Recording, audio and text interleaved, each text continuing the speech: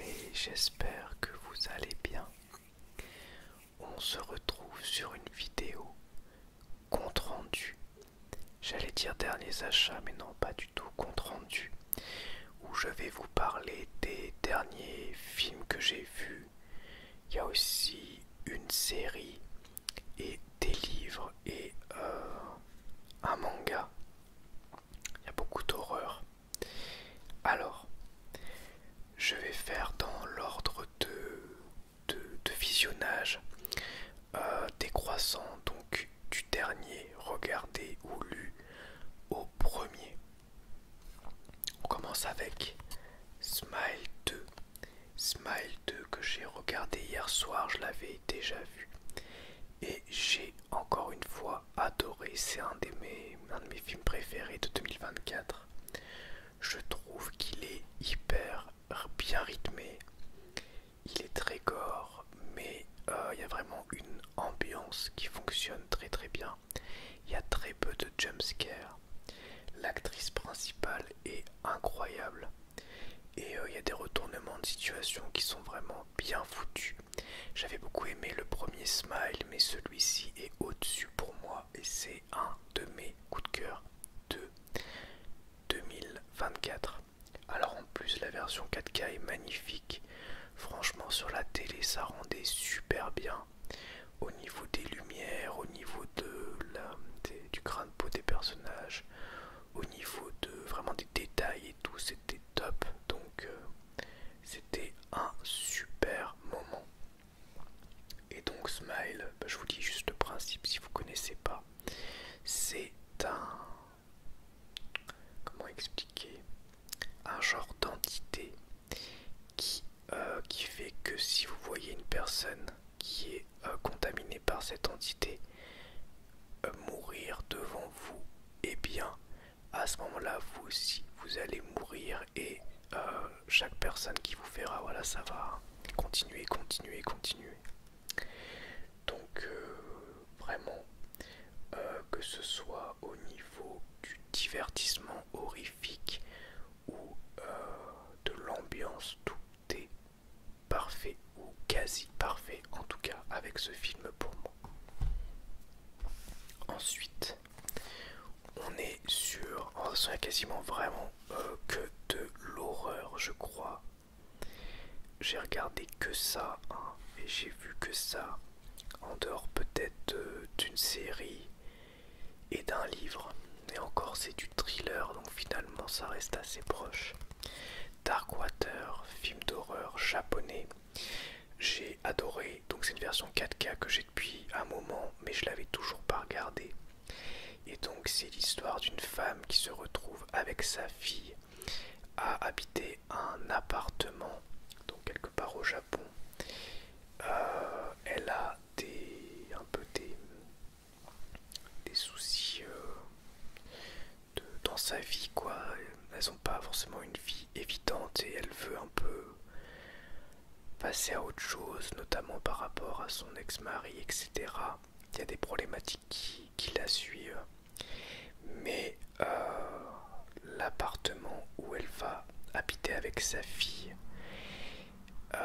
il se passe des trucs bizarres, notamment avec l'eau, l'humidité et évidemment une entité,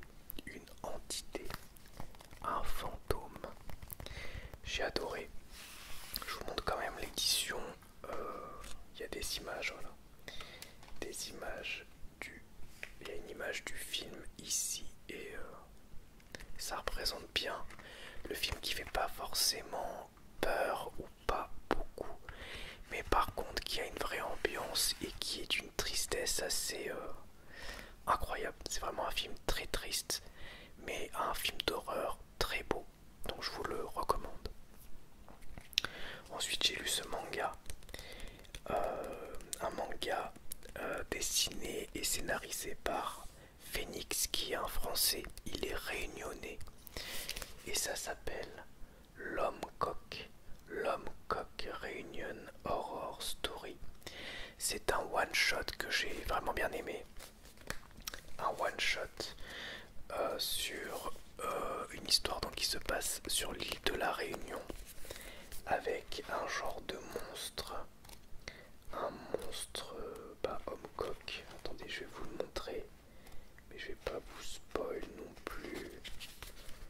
Voilà, bon, on le voit sur la couverture aussi, mais c'est plus profond que ça. Moi au début je me suis dit ok, ça va être un genre de slasher.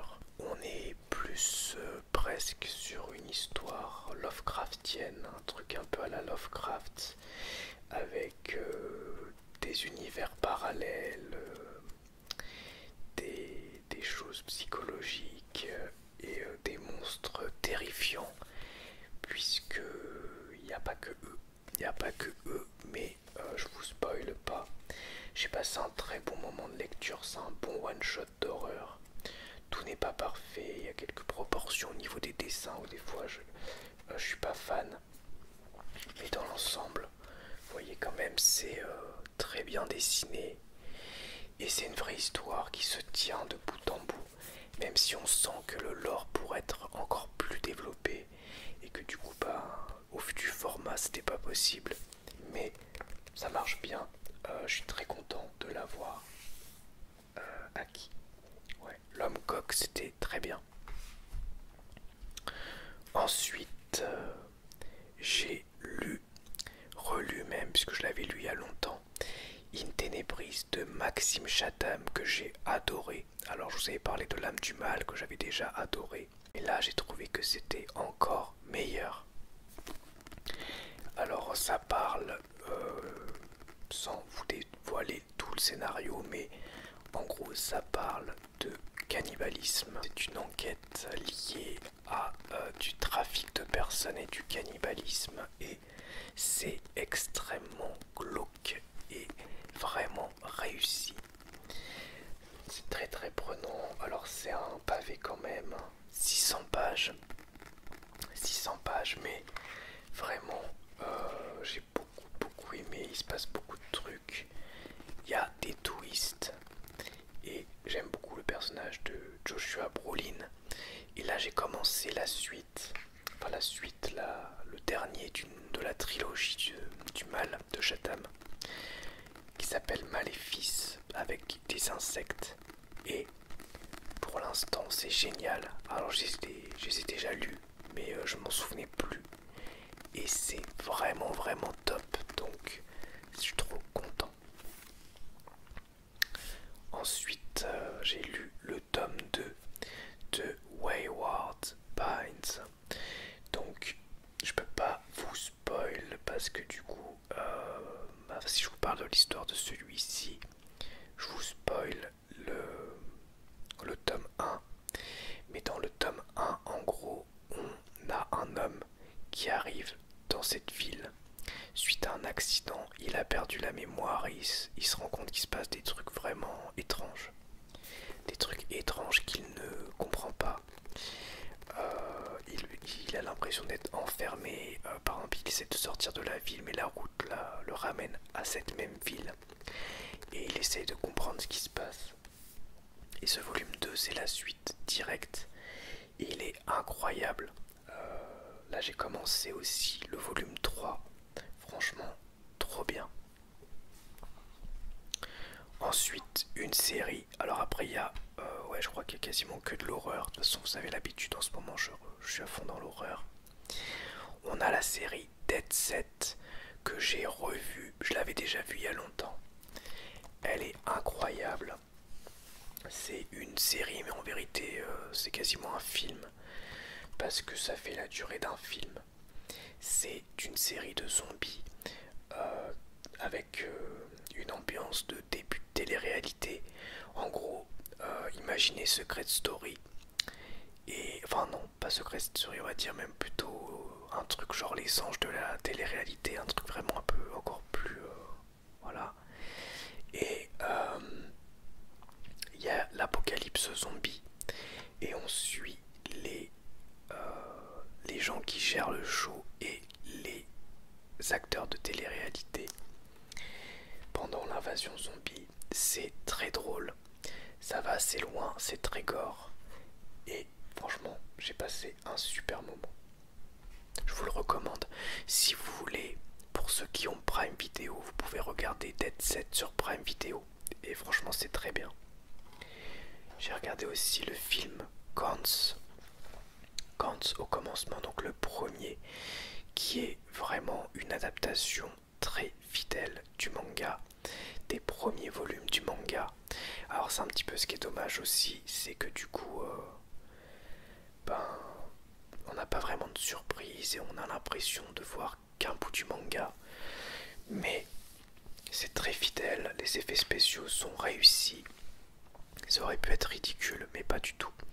Les combats avec les gros monstres, ça fonctionne bien.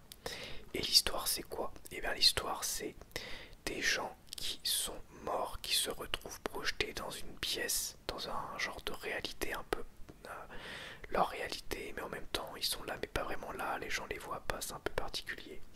Et il y a une sphère qui est là, et cette sphère leur ordonne de tuer un monstre. Et je vous dis pas la suite. Ensuite, celui-là j'ai beaucoup aimé. Il est loin d'être parfait, mais j'ai passé un très bon moment. C'est Body Trash. D'ailleurs, il va sortir en Blu-ray bientôt. Je crois que je vais me l'offrir. C'est un film australien, un petit peu à la street trash en fait, hein, avec des trucs vraiment gore, genre liquéfaction de corps et des trucs comme ça. Vraiment, le film est très gore et les effets spéciaux sont hyper réussis, mais l'histoire est vraiment prétexte. Et l'histoire, en gros, on suit des habitants d'une ville. Il y a des expériences qui ont été faites un peu à leur insu. Et, ils ont des injections d'un produit. Et on va voir comment ça évolue pour eux. C'est presque une succession de scénettes qui sont mis en lien juste par le fait qu'ils habitent la même ville. Mais vraiment, il y a des scènes qui sont impressionnantes. Ok, je continue. Il y a un chien qui aboie depuis tout à l'heure. J'espère que vous l'avez pas trop entendu. Là, ça devenait vraiment énervant, donc j'ai préféré faire une pause. Parce que là, il a l'air de s'être calmé. Je pense que c'est les voisins qui sont partis pour la soirée et qui ont laissé leur chien dehors et c'est énervant. Bref, on continue avec l'original et le remake de I Spit on Your Grave. Donc c'est un genre d'horreur qui s'appelle c'est un film de revanche en fait, où on a une femme qui subit des violences d'ordre sexuel et qui se venge des hommes et qui les tue.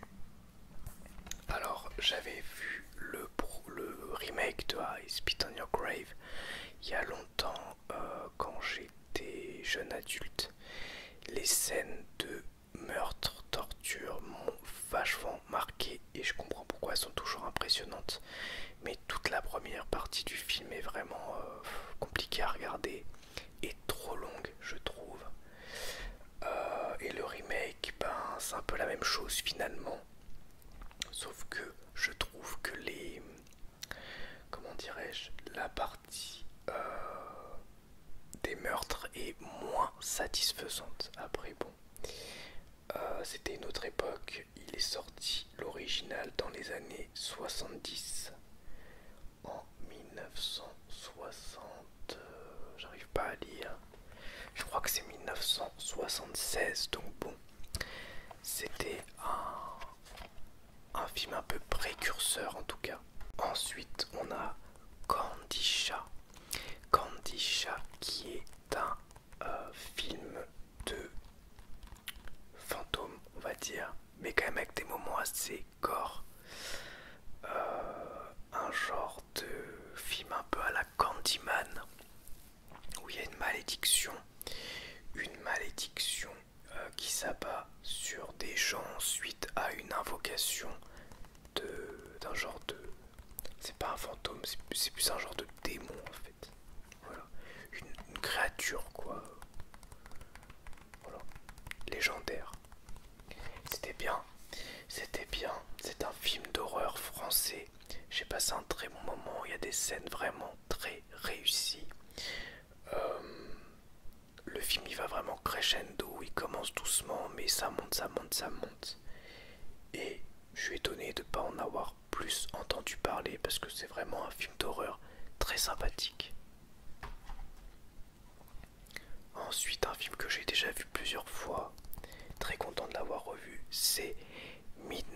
Get Me Train.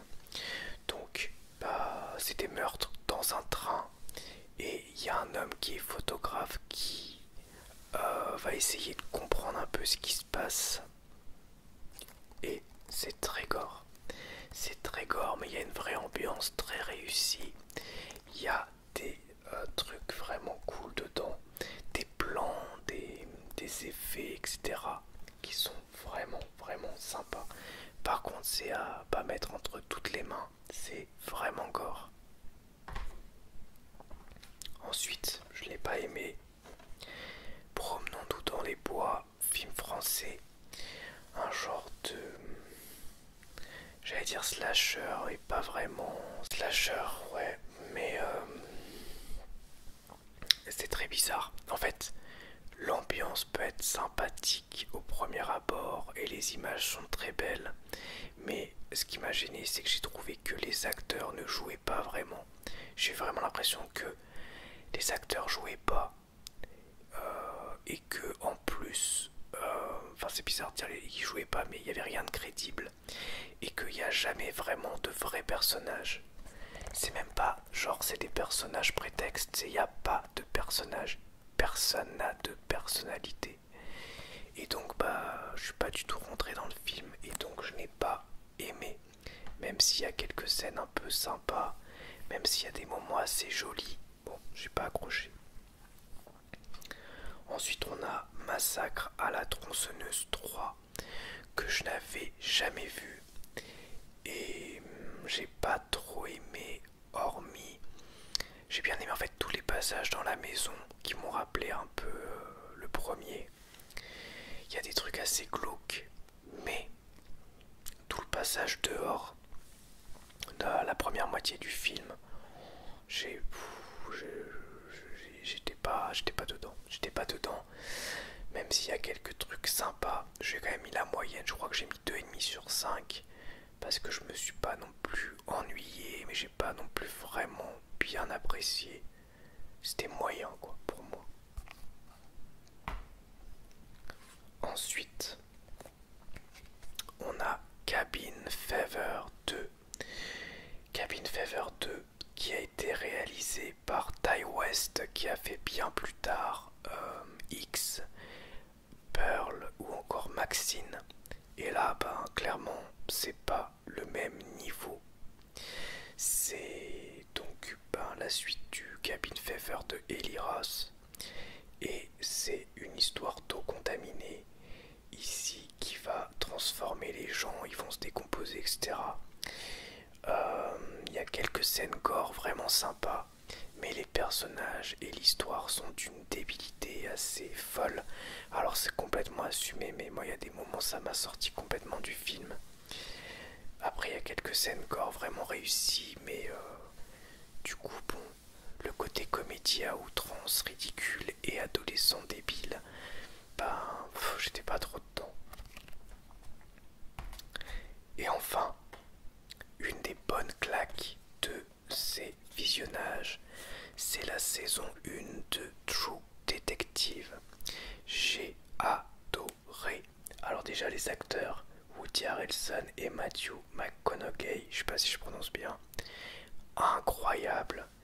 C'est un thriller, donc une enquête sur des meurtres qui, de prime abord en tout cas, font un petit peu satanique. Et donc, ils vont enquêter. En tout cas, c'est un genre de rituel. Ils vont enquêter et on va petit à petit apprendre des choses aussi sur leur vie privée, sur qui ils sont. On mélange leur vie privée et l'enquête. Les acteurs sont vraiment incroyables esthétiquement. C'est très très beau. Il y a des plans à tomber. Et il y a vraiment des scènes de tension très réussies, des dialogues aux petits oignons et une fin incroyable. Alors les True Detective, chaque saison est indépendante, c'est un genre d'anthologie, un peu à la American Horror Story par exemple, sauf que là c'est un petit peu différent quand même puisque les acteurs changent à chaque fois, il y a vraiment zéro lien. Mais en tout cas cette saison 1 qui pour beaucoup de gens est considérée comme la meilleure, bah, je l'ai trouvée excellente et je vous recommande vraiment de regarder si vous aimez les thrillers, les enquêtes. C'est vraiment très bien. Vous pouvez regarder en plateforme, c'est sûr. Max avec HBO. Mais moi je l'avais en DVD. Voilà. Voilà donc pour cette vidéo compte rendu qui, je l'espère, vous aura plu.